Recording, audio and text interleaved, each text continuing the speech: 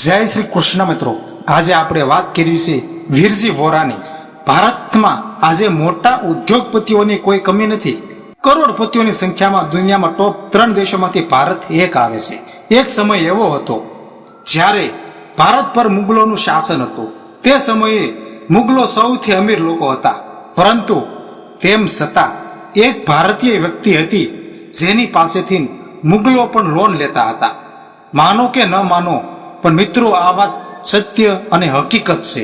ત્યારે હવે તમારા મનમાં સવાલો ઉઠશે કે આવી વ્યક્તિ કોણ છે અને તેમણે એવું તો શું કર્યું હતું કે તે મુગલોને પણ પૈસા ઉધાર આપતા હતા? આ વેપારીનું નામ છે વીરજી વોરા।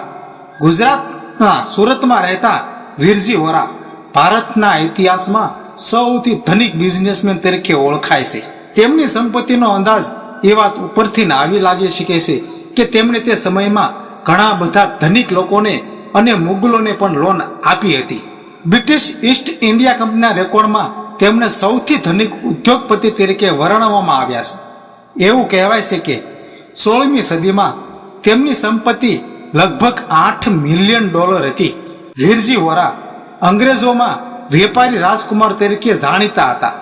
ગુજરાતના સુરતના રહેવાસી વીરજી વોરાએ 25 ઓગસ્ટ 1619ની સાલમાં રોજ અંગ્રેજોને 25,000 મહેમૂદી ઉછીના આપી હતી।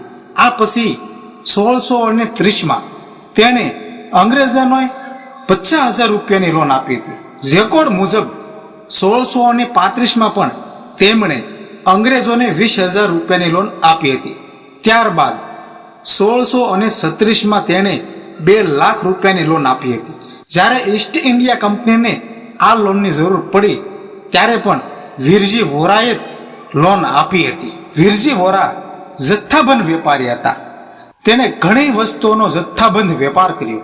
સુરતમાંથી તેઓ સમગ્ર દેશમાં માલ સામાન મોકલતા, મસાલા મોકલતા, બુલિયન, કોરલ, હાથીદાંત, શીશુ અને અફીણ, અન્ય ઘણી ચીજ વસ્તુઓની નિકાસ કરતા હતા।